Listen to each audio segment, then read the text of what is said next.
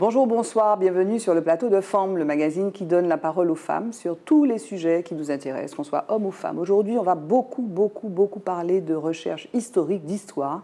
On va parler de la pagerie, on va parler d'Émilie que vous découvrirez avec mes invités. Vous êtes sur Zitata, restez là. Femme.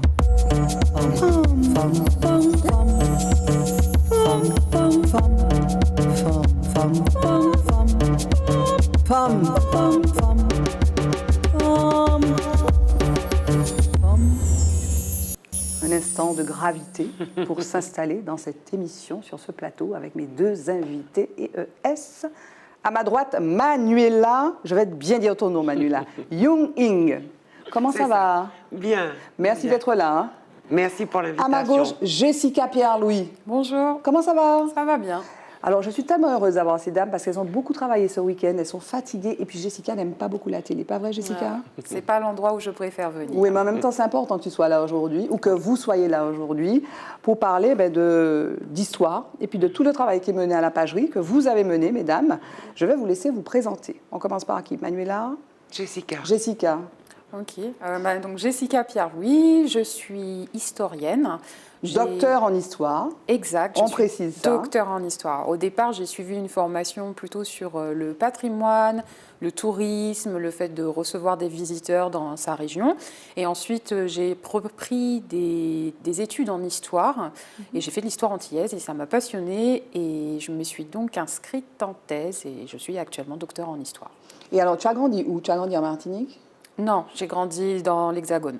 Et je me suis installée à l'âge de 20 ans ici, il y a un peu plus de 20 ans maintenant. Et j'ai lu en fait que cette vocation finalement d'historienne qui t'a menée donc à ta thèse et puis à ce titre de docteur en histoire, et c'est important de le préciser, t'es venue après une expérience, c'est sur ton blog que j'ai lu ça il me semble, après une expérience un peu douloureuse de petite fille, 8 ans, une expérience de racisme, c'est ça? Oui, alors je ne sais pas si c'est la vocation est venue de là. J'aime apprendre, j'aime comprendre. Et quand je me suis installée dans les Antilles, j'ai découvert une façon de penser qui n'était pas la mienne, qui n'était pas celle de l'endroit où j'avais grandi et qui m'interrogeait. Et les études en histoire me permettaient d'avoir tout d'un coup des éléments pour comprendre la société dans laquelle j'évoluais. Donc c'est principalement ces raisons-là qui m'ont amenée à poursuivre des études en histoire.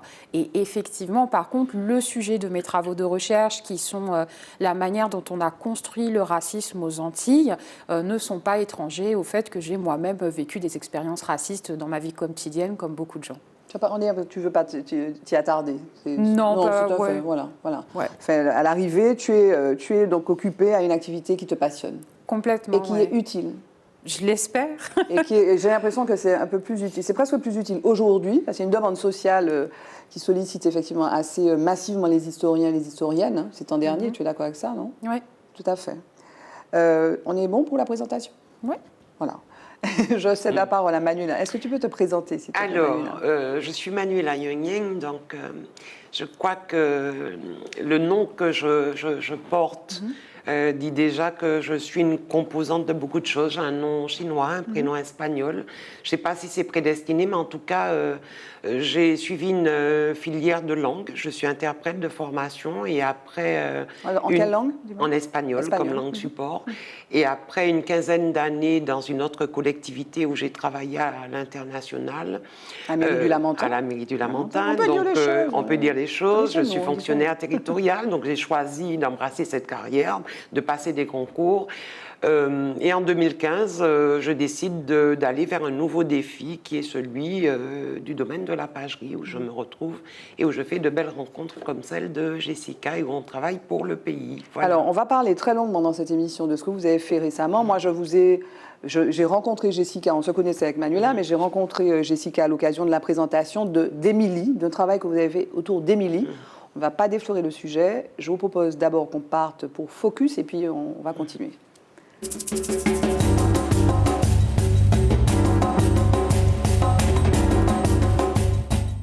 Alors, dans la rubrique Focus, on va s'extraire de la Martinique, s'extraire de la pagerie, mais on va, je pense, continuer à parler d'histoire immédiate, Jessica, parce qu'en Iran, je vous emmène en Iran, où les femmes, on peut le dire, ces jours derniers, font l'histoire, écrivent l'histoire à leur façon. il y a une forme de rébellion en fait qui agite les rues, notamment de Téhéran, à la suite de la mort d'une jeune femme qui s'appelle Mahsa Amini, qui est une jeune femme de 22 ans, qui a été arrêtée par la police des mœurs. Je ne saurais pas vous dire le mot en iranien, mais en tout cas c'est la police des mœurs, donc qui patrouille dans les rues de ce pays à la recherche d'un voile de travers, d'une tenue qui serait jugée indécente. Eh bien, cette jeune femme, donc Mahsa Amini, donc 22 ans, a été arrêtée, c'était à la le 13 septembre, très exactement, et en fait elle était emmenée, et puis elle est morte après avoir été manifestement maltraitée. Alors il y a un débat aujourd'hui qui oppose les partisans de Mahsa et qui soutiennent qu'elle a été tuée par cette police des mœurs, et le gouvernement qui veut faire croire que Mahsa avait des problèmes cardiaques et qu'elle aurait succombé à ses problèmes cardiaques. En tout cas, les rues de Téhéran notamment sont agitées par ces manifestations où on voit des femmes, et j'imagine que sur les chaînes d'infos, vous les voyez aussi, qui brûlent leur voile en disant « stop, il y en a assez ». Et que cette politique qui est mise en œuvre depuis 1979, la révolution communiste et des moullas iraniens, qu'elles en ont assez et qu'elles veulent donc disposer de leur corps comme les autres femmes. Alors, dans le monde, il y a quand même beaucoup de femmes qui sont dominées. Beaucoup de femmes, mais en tout cas, celles-ci disent stop. Qu'est-ce que ça vous inspire, Manuela et Jessica? Est-ce que vous avez un mot sur ça? Moi, ce que ça m'inspire, c'est l'expression d'une colère dans les rues, mais c'est aussi peut-être, moi qui suis dans la fonction publique territoriale, ça m'inspire un peu des questions. En tout cas, je me questionne sur les politiques publiques qui sont mises en place, sur les régimes, sur la relation de l'homme avec le pouvoir et sur la place qu'on fait aux femmes. Puis je me dis que c'est aussi peut-être un porteur d'espoir pour les futures générations. Je suis peut-être plus sensible à ça parce que j'ai une fille, et me dire que ce qui se passe dans le monde aujourd'hui réveille un peu tout cela, quoi.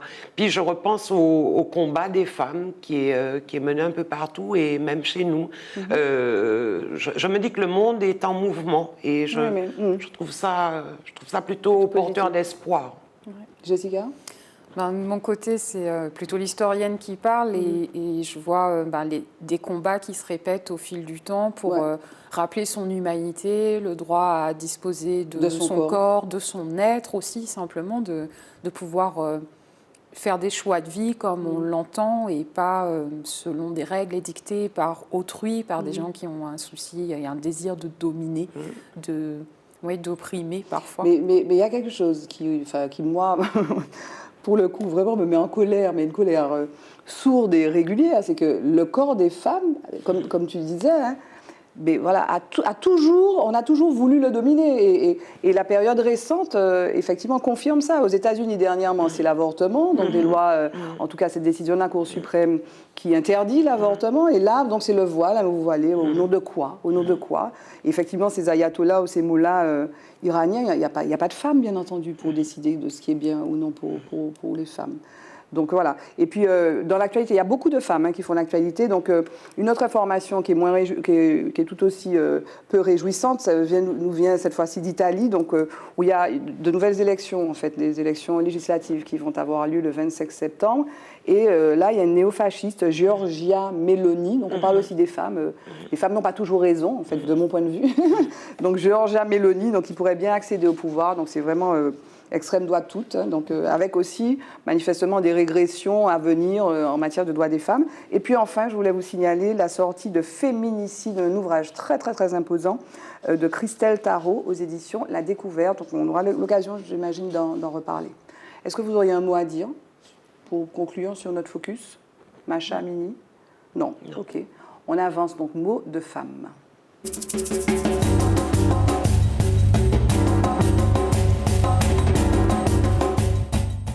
Voilà, retour en Martinique avec nos deux invités, Manuela et Jessica. On va parler de la pagerie et donc un nouveau virage peut-être, une nouvelle muséographie déjà, et puis donc une nouvelle politique pour la pagerie, Manuela.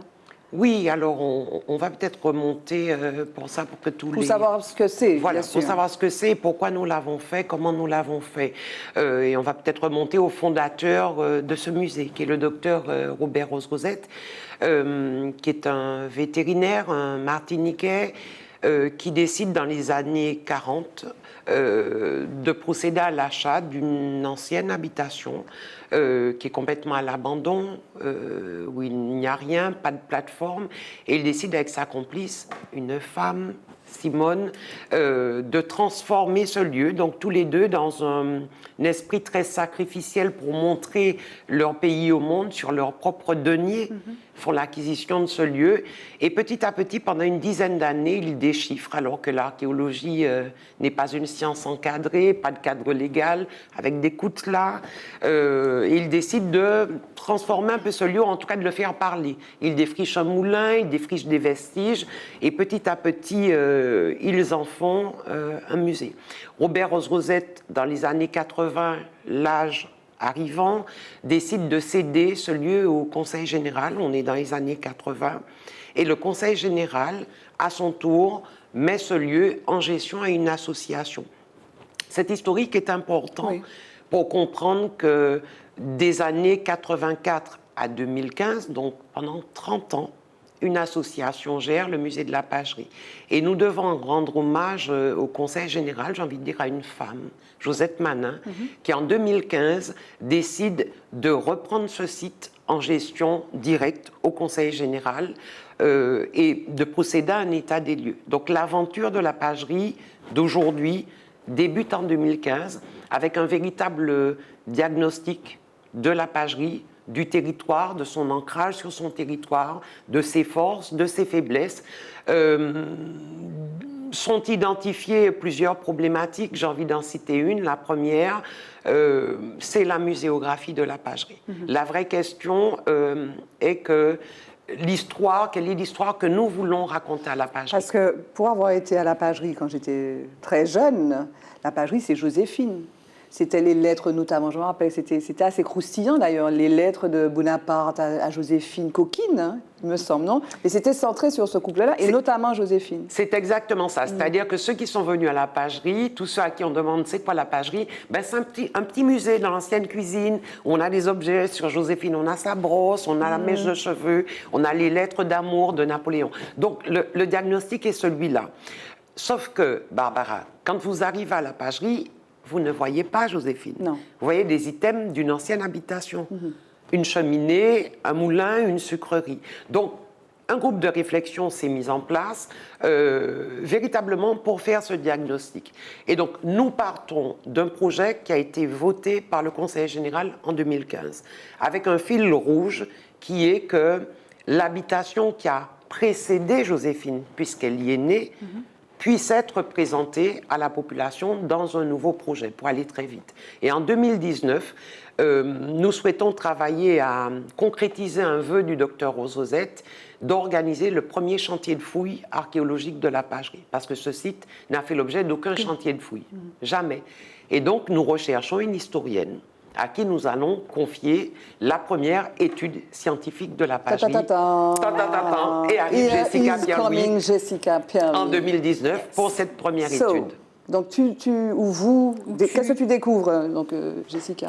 Alors, donc les fouilles ont eu lieu? Pas encore. D'accord. En fait, c'est une étude préalable aux fouilles. Manuela me présente son projet. Voilà, on voudrait faire des fouilles, notamment sur le village Serville, l'ancienne rue Cazenègre. Est-ce que c'est possible de faire une étude pour avoir des données, pour que l'équipe d'archéologues sache qu'est-ce qu'ils peuvent trouver, où est-ce qu'ils doivent chercher en priorité, etc. Et donc, dans ces cas-là, je travaille à partir des archives. Il y en a de plusieurs types et dans plusieurs endroits, mais notamment avec les archives qu'on trouve à la Martinique, aux archives territoriales. Je travaille un peu en bibliothèque avec la bibliographie pour consulter ce qui a été fait par d'autres chercheurs avant moi. Et puis, il y a un fonds Robert Rose-Rosette au domaine de la pagerie, dans lequel il y a toute la documentation que le docteur a laissée, des notes de travail, des textes de conférences, de la documentation que lui-même a été chercher dans les archives et qu'il a pris en copie. Et je consulte tout ça pour essayer de voir est-ce qu'on a des informations qui parlent de l'ancienne rue Cazenègre, est-ce qu'on a des informations sur les personnes qui étaient réduites au statut d'esclaves sur le domaine. Je récupère ces informations, donc là, pour cette étude-là, c'est essentiellement, par exemple, des cartes et des plans pour voir si sur les cartes, on a dessiné, représenté le village Serville, là où il était, son emplacement sur l'habitation. Et puis, on a ces cartes, donc? On en a une qui est assez connue pour les gens du milieu, qui est la carte de Moreau du Temple, qui en fait représente les principales habitations de la Martinique dans les années 1770. Alors c'est fait de façon symbolique, mais on a tous ces petits carrés noirs alignés qui correspondent à l'ancien village servile. Et donc là, l'idée, c'est que l'archéologue puisse dire, OK, la carte de l'époque, si on la superpose sur une carte aujourd'hui, ça veut dire que le village, normalement, il était à peu près là. On va vérifier.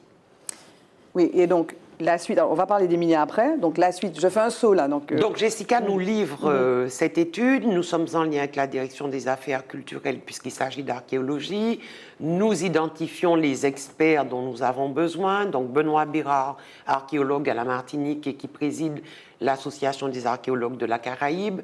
Nous faisons appel à Kenneth Kelly, archéologue américain, spécialiste de l'archéologie coloniale qui a participé aux travaux de Val d'Or à Sainte-Anne. Ken Kelly fait le déplacement, nous montons le projet. Le chantier de fouille est prévu en 2020, sauf qu'en 2020 arrive la crise sanitaire. Et donc, à ce moment-là, l'équipe de la pagerie qui appartient à la CTM se rencontre et nous décidons de profiter de cette pause qui nous a imposée en opportunité. Et je contacte Jessica en lui demandant si on pourrait imaginer de présenter aux élus de la CTM une valorisation de cette étude à travers une nouvelle muséographie, d'autant que nous avons une fenêtre de tir. C'est que toute la collection étant confinée dans l'ancienne cuisine devait être démontée pour un nettoyage prévu des pierres de l'ancienne cuisine. Donc nous nous disons que si nous démontons, nous pouvons ne pas remonter à l'identique. Donc nous voilà partis devant un débat des autorisations avec les élus qui valident la démarche. Et avec Jessica et le personnel, nous identifions les besoins, nous nous mettons en mode projet avec une muséographe, un conseiller scientifique, Dominique Rogers, et l'aventure de la nouvelle muséographie commence. Et alors juste, parce que donc on va revenir à Émilie, qui est notre fil rouge, mais suspense, c'est comme dans les films, on ne parle pas encore d'Émilie, mais il faut la connaître, Émilie. Les fouilles, donc, finalement, auront lieu quand, alors, du coup? Alors, les fouilles ont commencé, mais autrement, parce que nous nous adaptons et nous apprenons à nous adapter. La crise sanitaire se poursuit, 2020-2021, nous avons plusieurs arrêts et nous décidons, encore une fois, avec nos partenaires techniques et financiers, de procéder à une identification des plateformes par des techniques de drone. Donc, dans un premier temps, avec un partenaire qui est à la Martinique, qui dispose de matériel, qui nous livre les premières identifications, sauf que il y a une contrainte qui est la végétation selon la période à laquelle on passe le drone. Donc, les résultats sont assez timides. Le Covid, la période de confinement s'arrête et Ken Kelly nous dit qu'il est disponible. Il est avec des archéologues spécialistes en mission à la Dominique. Et ils arrivent, ils sont venus à la Martinique il y a 3 mois avec du super matériel américain. Et là, ils ont fait véritablement sur toute la zone des relevés lidar et drones pour identifier les plateformes. Les travaux sont rendus en décembre. L'avantage, pour répondre à ta question, c'est que nous n'allons pas procéder à des fouilles de manière invasive, mais que nous saurons où nous irons fouiller dès lors que nous aurons les comptes rendus scientifiques en décembre. L'hypothèse de départ, donc c'était une comment tu appelles ça, mon Dieu? Pas une plantation, oui, c'est une plantation. C'est une ancienne habitation. Une ancienne habitation. Une ancienne habitation. Il y aurait eu combien d'esclaves, quelle population, et pour resserrer un petit peu notre on va y arriver. Donc voilà, la pagerie à la base, donc au-delà de Joséphine, c'est quoi à la pagerie? Alors c'est une ancienne habitation de sucrerie. On a des archives qui attestent de son existence dès la fin du XVIIe siècle. Pas exactement dans la forme qu'on connaît, mais enfin voilà, les territoires autour sont déjà exploités. Pour la population des esclavisés, ça varie des périodes en fait. Alors il y a plusieurs chiffres. J'avais lu dans des notes qu'au XVIIIe siècle, avant la Révolution française, on est aux alentours de 300 personnes réduites au statut d'esclaves. Mais ça, je n'ai pas pu trouver des documents d'archives classiques pour croiser et vérifier l'information. Donc pour moi, pour l'instant, ça reste une hypothèse non confirmée. Après, par contre, pour le 19e siècle, là, on a pu retrouver des inventaires, autrement dit des listes complètes qui détaillent ce qu'est le domaine de la pagerie à un moment donné. C'est des listes qui sont faites soit quand on vend l'habitation, soit quand il y a des décès et que donc il y a des successions. Généralement, l'inventaire, il est fait quand il y a une mutation du foncier. Et comme à l'époque, les esclaves sont propriétés au même titre que le bétail, la charrue, etc., ils sont listés dans ces inventaires. Et pour le 19e siècle, on est plutôt sur 130 au début. Donc c'est l'endroit où est née Joséphine Tachère de la Pagerie en 1763. Et alors tu fais tes recherches et tu tombes donc sur des éléments qui te parlent d'une jeune femme, donc on y arrive, qui s'appelle Émilie. Exact. En fait, aux Archives nationales d'outre-mer, il y a des collections de documentation et notamment de la correspondance administrative qui se fait entre le gouverneur de la Martinique et son ministre de la Marine et des colonies à Paris. Et dedans, il y a des dossiers qui concernent le procès dit d'Émilie. Émilie est une jeune femme qui est vraisemblablement née sur l'habitation du domaine de la Pagerie, qui y est domestique de la maman de Joséphine et qui va être accusée en 1806 de tentative d'empoisonnement sur la mère de Joséphine et qui va donc être condamnée pour cela. Et alors, elle sera condamnée et elle va mourir. Oui, complètement. Elle sera brûlée à Fort-de-France. Exactement, sur la place publique. Oui. Pour servir d'exemple, pour intimider les autres personnes qui seraient tentées de faire la même chose. Et alors, parce que donc, la semaine dernière, donc, j'ai assisté à une lecture donc, du procès d'Émilie, donc avec Rita Ravier, il y avait 3 comédiens et comédiennes, donc d'un extrait de ce procès-là. Et on apprend beaucoup de choses, en fait, parce qu'Émilie est attachante. Émilie, en fait, on essaie de l'imaginer. Est-ce qu'on sait à quoi ressemble Émilie? Alors, on n'a pas comme très souvent dans ces cas-là, on n'a pas de description, de photos, de description. Non, on n'a pas de photos. Voilà, ou de peinture. Parfois, on a quelques personnes qui sont représentées dans la peinture, mais ça reste très rare. La seule indication qui concerne d'une certaine manière son physique, c'est quand on précise qu'elle est mulâtresse ou mestive. Autrement dit, mestive. Mestive ou métive, ce qui donne aujourd'hui métisse. Donc en fait, une terminologie qui décrit son métissage et qui reflète la perception des gens comme étant une personne qui avait la peau relativement claire. Mais c'est la seule chose qu'on sait. Et alors, donc, au cours de ce procès, donc, il y a une autre jeune femme, enfin une femme qui témoigne, qui est sa complice, peut-être même l'instigatrice. En tout cas. Peut-être même l'instigatrice, parce que Émilie a voulu tuer donc, sa maîtresse en lui donnant à boire, il me semble. À manger du verre pilé dans une assiette de pois. Voilà, mélangé au pois, effectivement. Et alors, toi, comment tu reçois? Alors, comment elle fait le lien? Donc, toi, Jessica, tu lis tu dis, quand tu découvres Émilie, quelle est ta réaction? Enfin, j'imagine que c'est pas la première fois. Tu es historienne, tu fais des recherches, tu as travaillé sur les livres de couleurs. Qu'est-ce que tu ressens? Il y a toujours de la curiosité, de se dire, comment ça s'est passé cette fois? Parce que chaque histoire rappelle des systèmes oppressifs, mais en même temps, chaque histoire est unique et différente. Il y a le moment aussi de réaliser qu'un être humain a été tué, et vraisemblablement pas forcément de façon juste, parce que je veux dire, à un moment donné, ce procès, elle le subit complètement, et on n'est même pas certain qu'elle est vraiment coupable. Et puis, il y a on va pouvoir raconter des choses aux gens, on va pouvoir leur expliquer quelque chose, et donc... Dans mon entreprise, le slogan, c'est chercher, découvrir, transmettre. Et c'est vraiment les 3 choses qui m'animent dans mon travail. C'est chercher de l'histoire, découvrir ces éléments comme l'histoire d'Émilie, et puis ensuite pouvoir le transmettre à d'autres, le partager pour qu'on puisse en discuter. Comment s'appelle l'autre femme? Parce que dans le Thérèse. Je l'écris, je le cherche, j'ai mes notes qui sont... Et alors, tu as dit système oppressif, mais système oppressif, équivalence, résistance à l'oppression.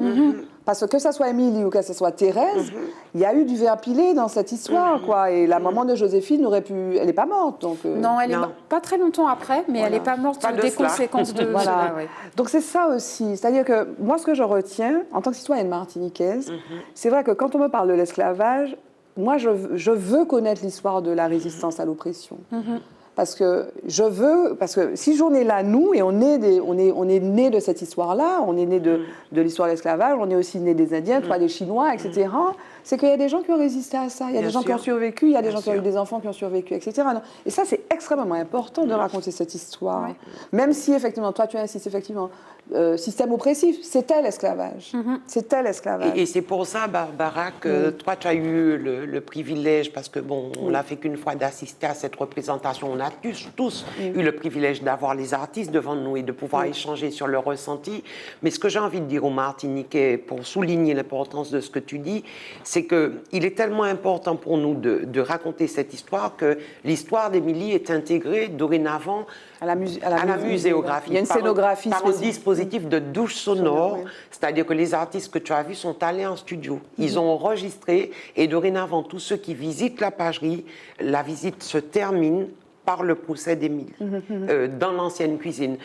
Parce que pour nous, cette muséographie, elle est en mouvement, elle est en devenir, elle n'est pas stable, arrêtée à un moment donné. Elle n'est pas figée. Elle n'est pas figée. Chaque fois que nous confions aux historiens des études pour aller plus loin, nous intégrons les résultats de ces études-là dans la muséographie parce que, à l'instar de ce que fait Jessica, ce que nous voulons faire à la pagerie, c'est faire connaître les éléments qui concernent la pagerie. On ne parle pas de l'esclavage de la Martinique, mais de l'esclavage de ce site. Donc, pour nous, ce site, il commence à raconter une histoire. Je pense qu'il y en a encore d'autres qu'on ne sait pas. Le chantier de fouille, nous, on souhaite qu'il nous révèle aussi. Tout à l'heure, en t'écoutant parler, j'avais une image et je me revoyais arriver à la pagerie. Moi, je fais très attention quand je marche, parce que je ne sais pas où je marche, je ne sais pas sur quoi je marche.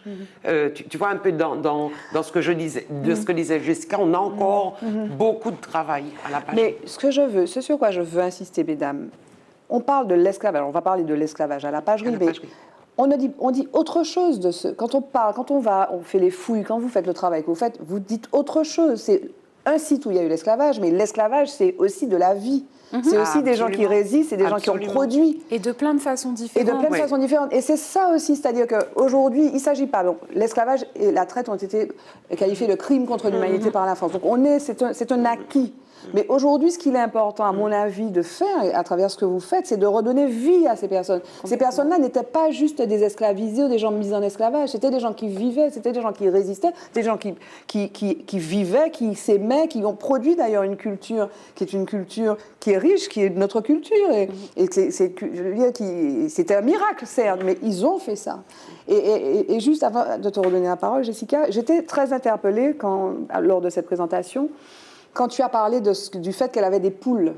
Ça m'a fait... Et je te laisse, s'il te plaît, poursuivre sur ça, parce que moi, j'ai une question un petit peu plus polémique après, sur ça. Mais comment, dis-moi comment elle vivait. Justement, une des choses qui est intéressante dans l'étude de ce procès et des procès qu'on peut avoir plus généralement, c'est qu'au travers des interrogatoires, on a des informations qui filtrent sur la vie de ces personnes et qui, comme tu le rappelais, ne sont pas juste des esclaves réduits en esclavage, c'est des gens qui s'adaptent à la situation de coercition, qui trouvent des solutions, qui créent des familles, etc. Et pour ce procès pour Émilie, déjà, a priori, elle parle le créole, elle a une sœur, et puis dans l'interrogatoire, on demande comment ça se fait qu'elle a de l'argent. Parce qu'elle a de l'argent. Et elle explique qu'elle a un petit élevage de volailles avec sa sœur et puis qu'elle vend au marché. Et donc, elle a un peu de sous. Puis avec les sous, elle peut acheter des choses.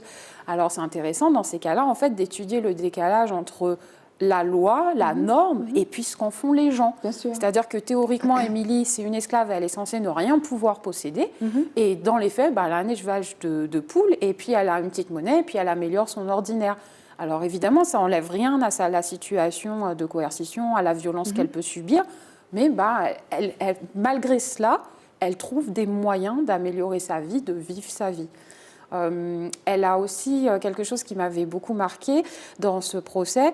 On découvre qu'un autre esclave de la pagerie, qui s'appelle Noël, qui est raffineur, lui a demandé d'aller acheter du tissu pour elle à Fort-de-France. Parce qu'en fait, Émilie, elle est domestique. Et cette situation spécifique pour elle lui permet d'accompagner sa maîtresse quand elle est en déplacement hors de la pagerie, ce qui n'est pas le cas du raffineur. A priori, le raffineur, il ne sort pas de l'habitation comme ça.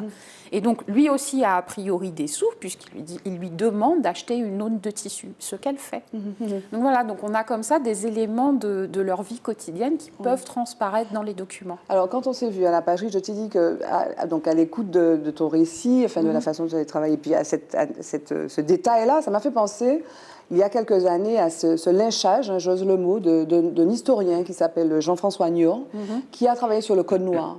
Et il me semblait, mais vraiment, je vais peut-être aller trop vite, mais en fait, donc, le Code noir, c'est le code, disons, de coercition, c'est ce qui codifie la vie de l'esclave. Donc voilà, article je ne sais plus lequel, l'esclave est un bien meuble, etc., qui entre dans le patrimoine, etc.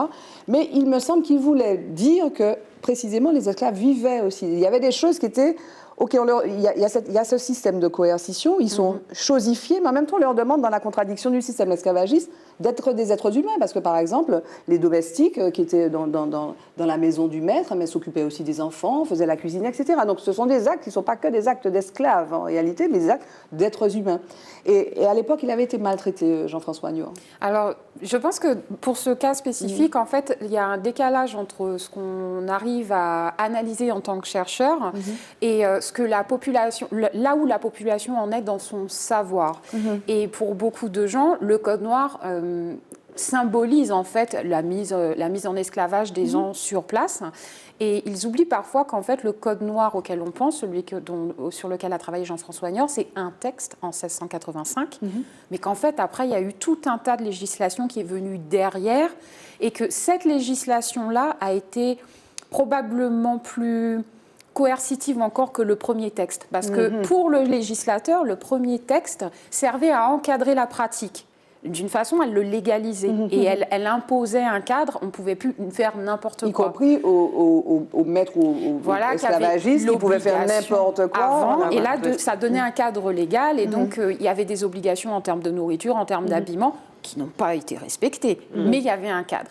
Et puis, à partir de ce cadre, il y a eu des nouvelles lois qui sont venues, rendre encore plus difficile la condition des esclaves ou la condition des libres de couleur. Voilà. Et ça, je ne suis pas certaine que ce soit encore très bien connu du plus grand public, parce que c'est des éléments très techniques, en fait, de la législation qui s'est mise en place pendant toute la période colonialiste et esclavagiste. Mais d'où l'idée, en fait, ce sur quoi je veux insister, c'est ça, et c'est un travail de longue haleine, c'est le travail que tu fais, d'aller chercher et de tirer finalement, d'humaniser ces personnes-là, au-delà d'une espèce d'essentialisation. C'est pour ça qu'on dit plus esclave, on dit esclavisé. Donc on sort de l'essentialisation dans laquelle on a été, dans laquelle on continue à être, disant victime. Oui, victime du système, mais des gens qui ont vécu. Et en fait, c'est glissant. Et puis l'anthropologue haïtien Michel Rolf-Trouillot, il me semble, qui disent que la plantation était en outre le cadre de l'émergence de pratiques culturelles qui n'étaient pas que de résistance, qui étaient de vie. Et ce travail-là, c'est un travail pour redonner finalement, de la substance, de la matière en fait. C'est exactement le projet de la pagerie. Nous disons souvent que nous présentons, en tout cas aujourd'hui nous en sommes là, mais nous ne présentons pas l'esclavage comme un lieu où on se complaît du passé. Nous racontons l'histoire de manière chronologique, telle qu'elle a été faite, mais l'aboutissement pour nous, il va exactement dans ce que tu viens de dire, l'héritage de l'esclavage. C'est ce sur quoi nous, on souhaite travailler. Moi, j'ai un collaborateur qui fait partie de l'équipe et qui est en train de rencontrer un certain nombre de Martiniquais, à qui il demande, si on te demandait aujourd'hui quel est l'héritage de l'esclavage, je pense que je ne déflore rien. La Soso que nous avons reçue nous a dit, pour moi, c'est la danse. Parce qu'on a mutilé nos corps. Et malgré ça, nos corps arrivent à rebouger et à retrouver des traces. D'autres nous ont dit, c'est le conte. Parce que nos esprits ont été malmenés et aujourd'hui, le conte fait le lien entre l'esprit et le corps. C'est exactement le projet dans lequel nous travaillons et nous disons que nous voulons rendre aux personnes mises en esclavage à la pagerie leur humanité. D'ailleurs, la toute nouvelle muséographie se termine parce que Jessica aussi a appelé l'héritage et le dernier paragraphe est dédié à la prise de nom après l'abolition de l'esclavage. Et on découvre une dizaine de noms que nous avons affichés qui sont des noms d'aujourd'hui. Alors, nous n'en disons pas encore beaucoup, mais parce que pour nous, c'est le début d'un nouveau projet. C'est-à-dire qu'il y a eu ce que nous avons raconté de Marion, de Noël, du raffineur, tous ceux qu'on a pu identifier avant, mais nous souhaitons là, commence à travailler sur aujourd'hui où on en est. Et c'est la suite du fil qu'on va dérouler bientôt. Et alors, et Joséphine dans tout ça? Ben, Joséphine, elle est toujours à la pagerie, elle fait partie de la muséographie. Notre propos n'est pas d'avoir un discours l'un contre l'autre, mais de faire l'un et l'autre. Joséphine, elle est née à la pagerie. Nous ne parlons pas essentiellement de Joséphine et Napoléon parce que je pense que la Malmaison ou la Corse vont le faire mieux que nous, mais nous parlons de Joséphine telle qu'elle a vécu à la Martinique. Donc c'est pour ça que la muséographie parle de son éducation, de son goût pour la botanique, de la DA qu'elle a eue. Nous la contextualisons chez nous. Et puis de la problématique aussi qu'elle pose. C'est pour ça que dans la nouvelle muséographie, nous étions toutes d'accord pour mettre le buste TTT de nos jardins, pour dire que voilà, nous n'édulcorons pas la parole des Martiniquais. Le buste. Enfin, voilà, la statue. Voilà, donc le buste y est, on présente aux visiteurs la problématique. Donc, Joséphine y est, et j'ai même envie de dire que dans la recherche, on en parlera tout à l'heure, parce que la pagerie avance grâce à la recherche. Nous nous rendons compte que tous nos travaux nous permettent d'avancer. Nous avons aussi des questionnements sur Joséphine que nous aimerions confier à de jeunes chercheurs avec le conseil scientifique. Donc, Joséphine n'est pas gommée de la pagerie, elle y est aussi. Et puis c'est vrai que, bon, c'est un lieu, c'est un musée donc, qui est visité par les scolaires, par les Martiniquaises, les Martiniquais, et aussi par les touristes. Énormément. Et j'ai envie de dire, voilà, pour rester sur Joséphine, c'est un...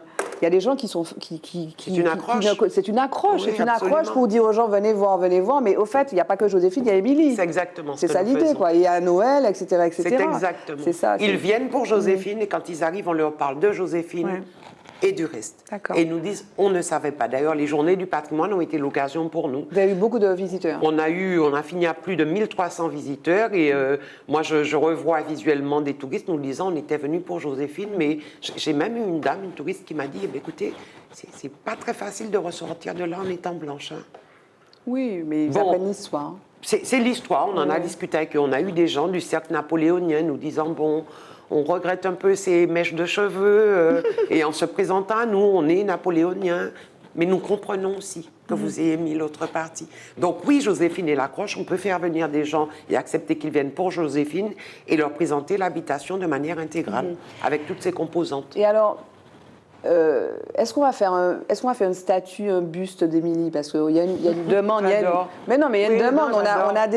On a déboulonné Joséphine et Chel, etc. Il y a une demande dans l'espace public, dans l'espace de personnification de nos héros. Donc Émilie est une de nos héroïnes. J'ai envie de dire, la différence entre la Martinique et la Guadeloupe, c'est que la Guadeloupe, vous avez le boulevard là, des héros guadeloupéens, que ça soit la Mulâtresse, que ça soit Delgrès et Ignace. Et à quand un buste d'une Émilie qui serait sublimée, parce qu'on ne sait pas exactement à quoi elle ressemble, mais... J'ai envie de dire, dans un premier temps, que ce travail est nouveau. Vous savez qu'on est un site culturel de la CTM, donc nous mettrons en discussion, mais à la pagerie, nous faisons la politique des petits pas.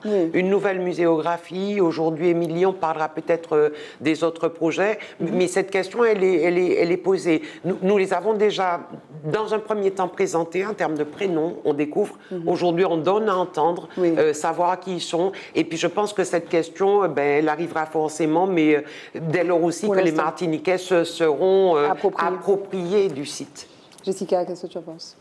Je suis assez d'accord sur la politique des petits pas avec Manuela, et de mon côté, j'étais vraiment très contente qu'on mette en voie le procès, parce qu'en tant qu'historienne, je travaille beaucoup sur du support écrit, surtout pour le XVIIIe siècle, et puis je le traite de façon très académique et scientifique et relativement froide, et je trouvais que là, la possibilité de faire appel à des artistes pour mettre en voix, pour mettre une émotion, pour leur laisser la possibilité de s'approprier cette histoire et voilà, de faire quelque chose que moi je ne peux pas faire, c'est-à-dire de s'imaginer quelles étaient les émotions d'Émilie, quel type de personnage elle était et quel type de personne, et voilà, qu'est-ce qu'elle a ressenti à ce moment-là. ça permettait de raconter l'histoire d'une manière qui ne m'est pas accessible en tant que professionnel. Et donc, on n'a pas, on l'a pas mis sur un buste pour l'instant, on lui a pas donné un visage parce que de fait, on n'a pas d'éléments qui permettent d'en donner un réel. Après, ça peut être l'affaire d'un artiste, voilà. Mais je trouvais que déjà le passage à la mise en voix était. Mais là, on lui a donné une voix de toute façon. Une voix et puis une émotion. Il y a vraiment, parce que j'aurais pu très bien lire moi l'interrogatoire et puis poser les questions, les réponses. Mais c'est pas ça, en fait. Et donner accès à une émotion à travers cette histoire, je trouvais que c'était vraiment important pour Émilie. Oui, puis j'ai envie de dire que l'outil fédère un public qui, pour nous, est important, pour lequel on travaille, sont les jeunes. Nous, on a vu les scolaires réagir pendant les journées du patrimoine. Le dispositif de douche, de son, de cette expérience sonore a beaucoup intéressé cette cible-là, qu'on tente aussi de faire revenir dans ces lieux. Alors, tu parlais d'autres projets, donc c'est les autres projets. Oui, alors je disais que nous avançons à petits pas et que la recherche, pour nous, est fondamentale à la pagerie. Donc, bientôt, nous ouvrons un espace qui est l'ancienne villa d'habitation du fondateur du musée, le docteur Ozozet, qui a été pour nous aussi un chercheur à son époque, un chercheur en botanique, en tourisme, en musée, en archéologie. Donc nous trouvons que ce lieu s'y prête bien, il lui rendrait hommage, et nous allons ouvrir une résidence pour chercheurs et une résidence pour artistes.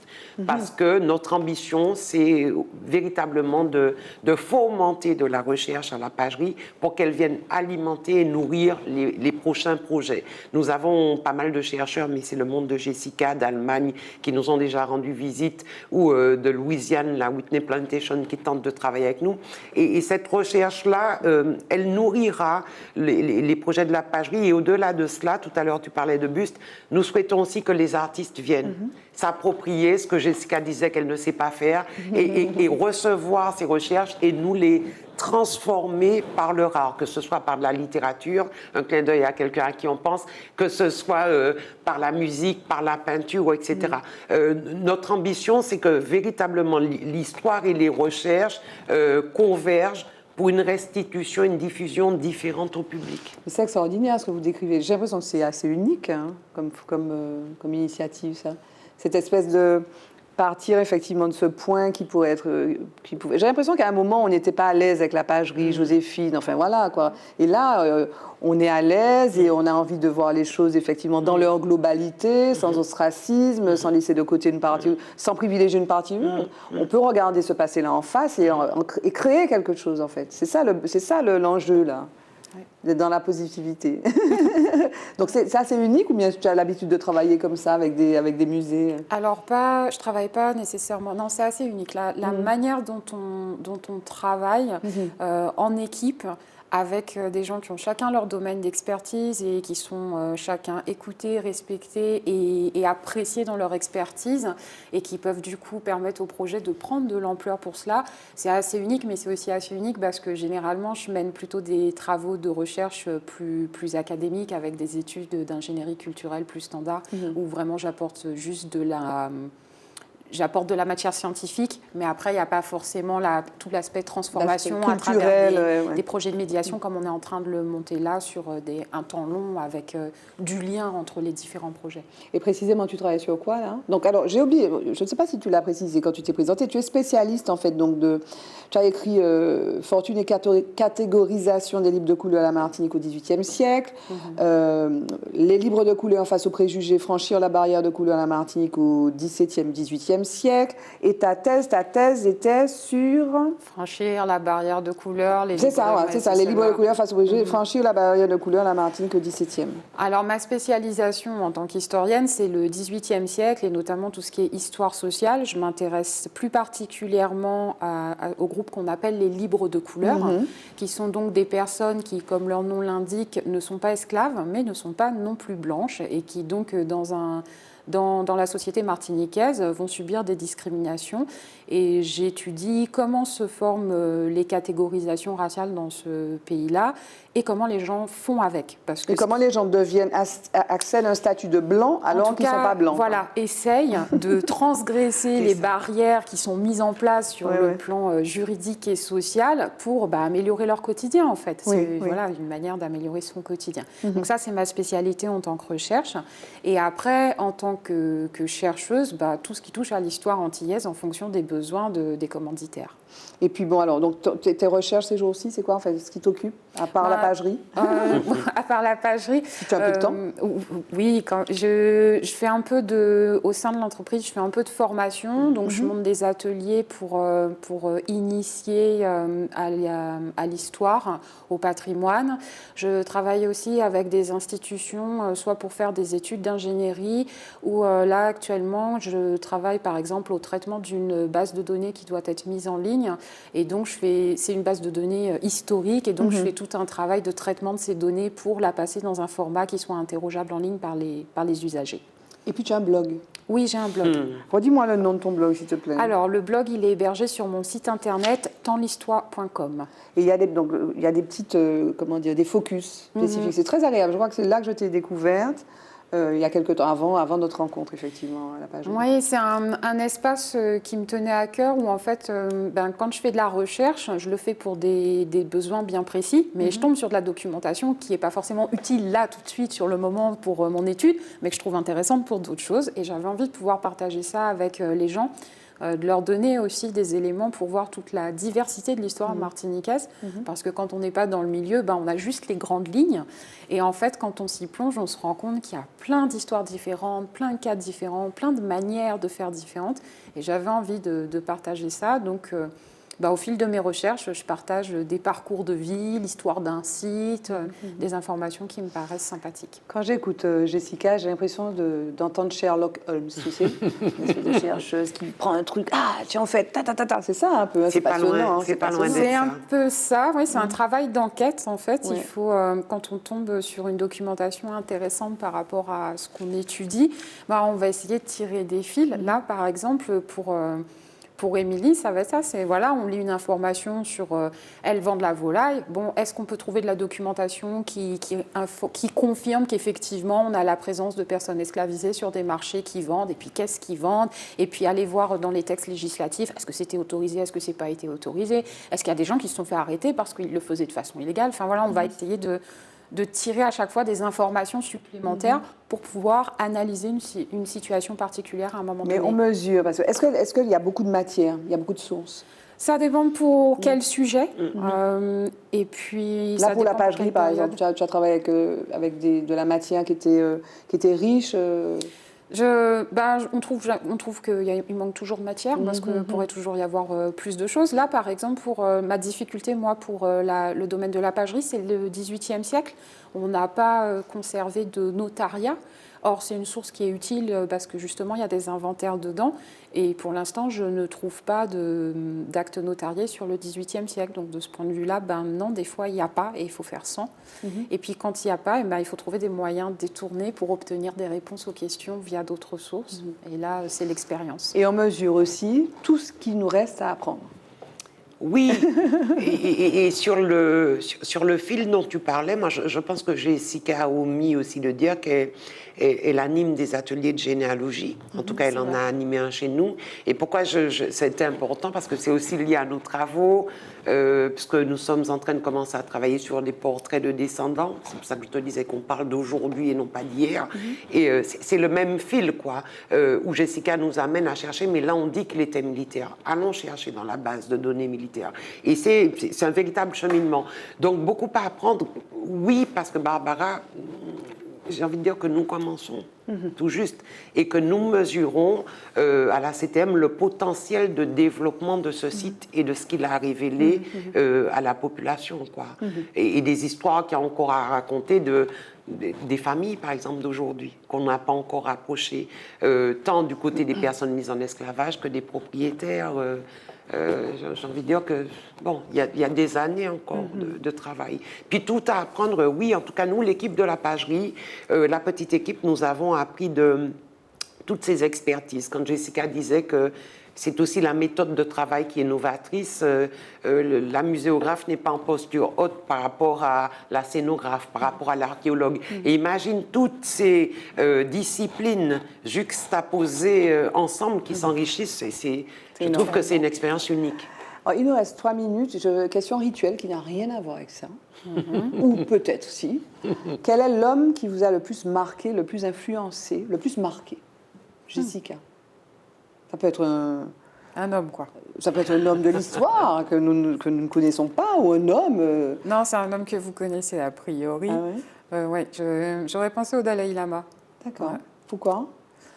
Pourquoi? Parce que quand j'étais jeune adulte, je voyais des images de lui, je voyais son rôle politique, son rôle spirituel, et je voyais sa capacité à regarder le monde avec amour, bienveillance et sérénité. Et je me disais, je veux être capable de marcher dans le monde comme ça. Et ça m'a donné une ligne de conduite. Wow. C'est joli. Très joli, merci. Manuela? Moi, je vais rester dans notre actualité. J'en mets moi plusieurs personnes, mais je vais en choisir un. Parce que je crois qu'il faut lui rendre hommage, c'est le docteur Robert Rosrosette. Parce qu'avant que je n'arrive à la pagerie, je crois que j'étais venue en CM2 et j'avoue que j'étais complètement inculte sur son œuvre. Et nous avons rencontré beaucoup d'historiens nous disant « mais pourquoi il est enseignant ?» Alors, je me dis que pour qu'un Martiniquais sorte de sa vie personnelle et une vision collective pour son pays, décide de s'engager, de s'endetter pour son pays, moi j'ai envie de dire que c'est un vrai modèle, chapeau bas, monsieur, quoi. Et qu'au quotidien, je me dis que notre rôle, c'est de dire aux jeunes Martiniquais que des hommes ont mouillé leur maillot pour leur pays, quoi. Et voilà, ouais, moi j'ai envie de choisir Robert Rosrosette pour ça et de lui dire merci. Jingle, le mot de la femme, pour dire le mot de la fin.